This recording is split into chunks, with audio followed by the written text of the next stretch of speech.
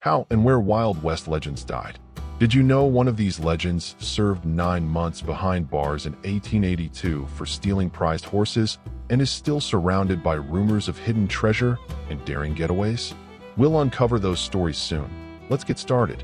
Sam Bass first made his name in July 1877 when he and his gang pulled off the largest train robbery up to that time, walking away with $60,000 in gold coins. And from that night on, he lived every day in pursuit of another legendary score. Samuel Jefferson Bass was born on July 21, 1851, in Mitchell, Indiana, the eldest of 6 children in a family eking out a living on a small farm. Before he could even lift a rifle, he was perched atop a horse, learning from his parents and older siblings how to stay steady in the saddle and lead a horse by the bridle. When he turned 12, the Bass family loaded their few possessions into a covered wagon bound for Texas, drawn by the promise of wide open land. There, under the vast sky and across scrubby plains, Sam practiced roping cattle and breaking young horses, absorbing every lesson the frontier offered. By his late teens, Bass was earning wages as a drover, guiding cattle herds northward along the Chisholm Trail to railheads in Kansas and Nebraska. He was reliable, steady-handed, and quick with a rope, yet he listened greedily to rumors of buried treasure and struck at rich schemes. In the early 1870s, he left the trail crews to chase gold in the Black Hills of Dakota Territory. He prospected in California and Montana, too, but each sluice box ran dry, and every mining claim turned out to be speculators' vapor. He returned to Texas poorer than when he'd departed, but with a restless hunger for a bolder kind of fortune. Back in Texas by 1875, Bass found steady, if meager, work laying rails for the Texas and Pacific Railroad. That autumn he married 16-year-old Lucy Wilking and built a modest cabin and barn on a patch of rent land in Denton County. For a while he split his days between barn raising, fence mending, and swapping letters with old trail hands. Yet each payday felt like a disappointment, and he never forgot the night a stagecoach bandit relieved him of nearly every tool he owned. The injustice of hard labor for paltry pay took root in his mind, and with it, the notion that real freedom lay in seizing one's own destiny. In early 1877, after scraping together what few dollars he could spare, Bass set his plan in motion. He recruited a handful of disillusioned ranch hands, drifters who knew the land, and gamblers who knew the law would never protect them. Under Sam's direction, they met in dusty back rooms and under brush-covered ravines to study railroad timetables and guard routines. They marked remote sidings on hand-drawn maps and plotted every switch and water tower along the Union Pacific Line. On the night of July 19, 1877, near Big Springs, Nebraska, the Sam Bass gang sprang into action. At precisely 10 p.m., they boarded the gold-laden train, overpowered the engineer and conductor without firing a shot, forced open the safe, and loaded $60,000 in brand-new gold coins into saddlebags. In under 10 minutes, they were galloping away, leaving only startled officials and smashed timetables behind. Newspapers hailed it as the greatest robbery in American history, and Sam Bass's name blazed across every telegraph wire. Riding high on that triumph, the gang struck again over the next year. They held up stagecoaches on the North Platte Road, vanishing into cottonwood groves before help could arrive, and in early 1878, hit another Union Pacific train at Denton, Texas. Each raid deepened their infamy and tightened the noose. Railroad detectives combed the camps, ranchers tracked hoofprints across muddy river crossings, and Texas Rangers picked up whispered leads in every saloon.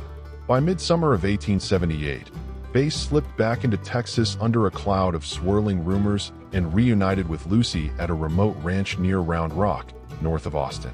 Unbeknownst to him, she had grown tired of his fugitive life and already filed for divorce.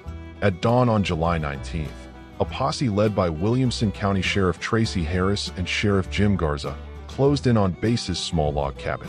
Before Sam could draw, gunfire ripped through the half-light. A bullet shattered his chest at point-blank range, and he collapsed into the dew-damp grass. Though lawmen declared him dead, Bass still drew ragged breaths when they hauled him to the jail in Round Rock.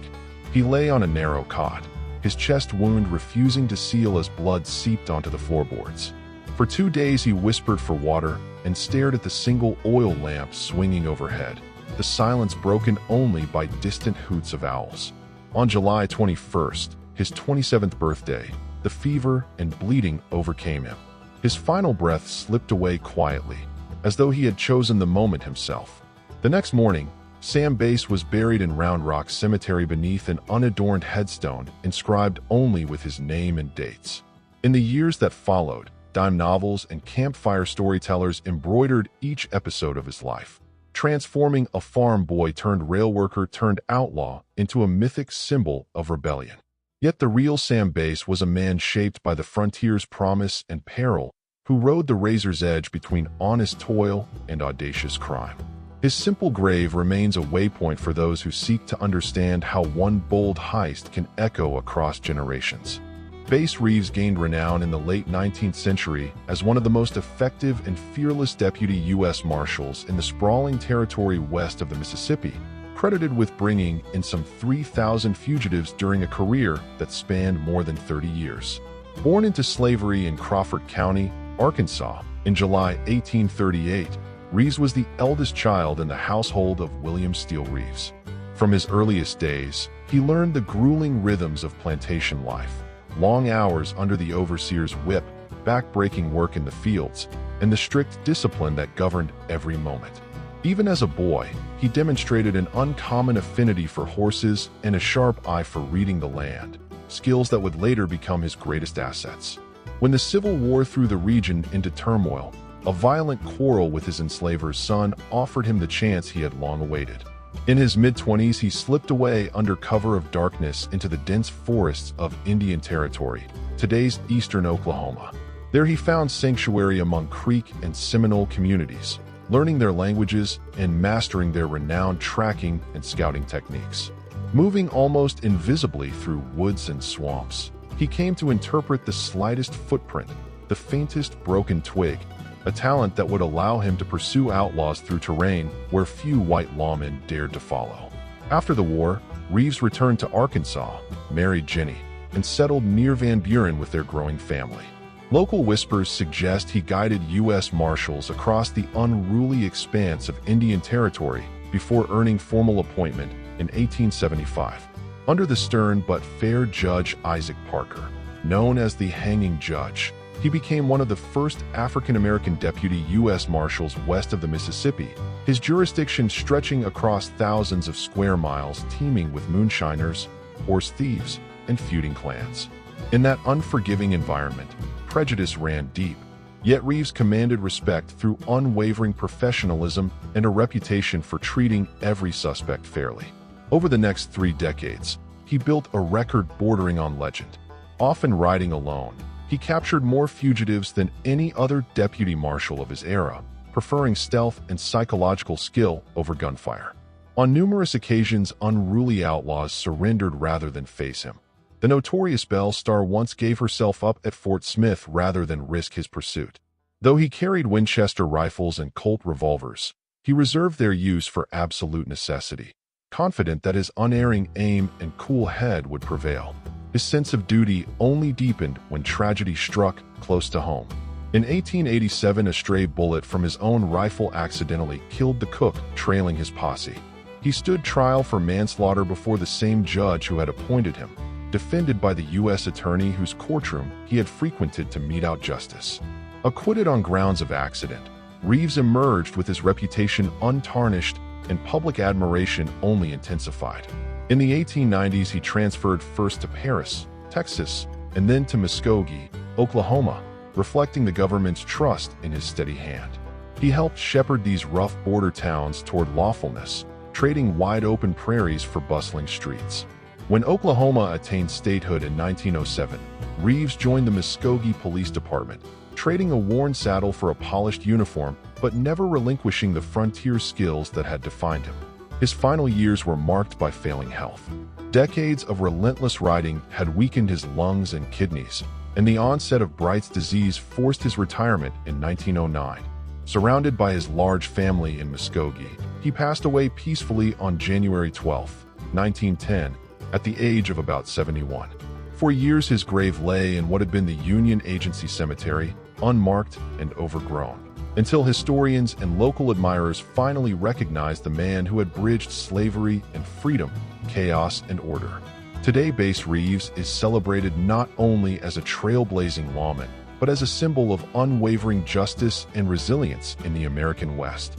Belle Starr rose to fame in the 1880s as the bandit queen of the American West, celebrated and sensationalized for her horse thefts, smuggling operations, and close ties to some of the frontier's most notorious criminals. Myra Shirley was born on February 5, 1848, on her family's farm just outside Carthage, Missouri.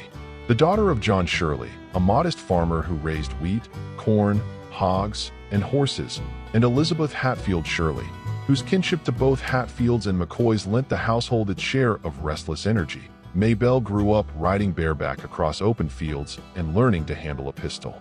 When Civil War guerrillas swept through southwestern Missouri, her older brother joined the Confederate bushwhackers. With Union troops threatening the region, the Shirleys packed their belongings into Conestoga wagons and headed for safety in Texas. At 17, Maybelle drove one of those wagons through torn-up countryside, honing the independence and grit that would mark her later life.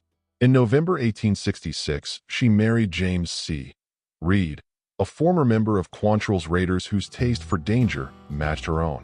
Over the next few years, they had 2 children, Rosie Lee in 1868 and James Edwin in 1871, and attempted to homestead in remote stretches of Texas and California. Reed's turn toward stagecoach robberies forced the family to flee constantly under assumed names. In 1874, James was killed resisting arrest, leaving Maybelle a 19-year-old widow with 2 small children and nowhere to turn. Determined to survive, Maybelle formed an alliance with Cherokee outlaw Sam Starr, and in June 1880 they married under tribal law. Settling on communal land near Younger's Bend in what is now Oklahoma, they built a small cabin that quickly became a haven for rustlers, horse thieves, and bootleggers. Maybelle's sharp mind and genteel manners proved invaluable. She negotiated bribes, smuggled messages to fugitives, and prearranged raids on isolated homesteads and whiskey shipments. Word of her exploits spread, and newspapers, awed by the idea of a woman in boots and spurs, dubbed her the Bandit Queen. Her only documented conviction came in 1882, when she was arrested for horse theft and served 9 months at the Detroit House of Corrections. Even in prison, she maintained her composure, earning respect from both inmates and guards before returning to outlaw life. After Sam Starr was killed in a family dispute in December 1886, Maybelle's world grew lonelier but no less dangerous. She drifted among frontier camps and crooked saloons, sold moonshine, and occasionally passed forged documents to associates on the run. She cultivated her own legend with hints of buried treasure and daring escapes, ensuring that whispers of Belle Starr reached every cattle town and lawman's outpost from Texas to Kansas. On the night of February 3, 1889, just 2 days before her 41st birthday, she rode home alone from a neighbor's dance. Somewhere along the dark, lonely road, an unknown assailant stepped from the shadows and fired into her back and shoulder. She fell from her horse, and a second blast to the head felled her completely. Found alive, but mortally wounded, Maybelle was carried to a nearby cabin where she lingered long enough to utter a few final words. By dawn, she was dead, the identity of her killer never determined, and every suspect, from a disgruntled sharecropper to one of her own children, proclaiming innocence. Her burial at Younger's Bend was attended by a handful of friends, curious lawmen, and a scattering of local admirers. For years her grave went unmarked until a simple stone was placed by townspeople who remembered the woman behind the legend. In the decades since, dime novelists and Hollywood screenwriters have recast Belle Starr as everything from a wronged frontier heroine to a calculating mastermind. Yet the true Belle Starr was a product of her turbulent times, a school-educated farm girl drawn into a world of violence and survival, who used charm and daring in equal measure. Her life, shaped by war, loss, and an unyielding hunger for freedom, remains one of the most compelling and mysterious stories of the American West. But we're only scratching the surface. Stories about other legends are waiting, packed with amazing adventures and unexpected twists, from secret treasure stashes to last-second getaways. Ready to ride into their tales? One click on the video below will launch you straight into the next Wild West legends.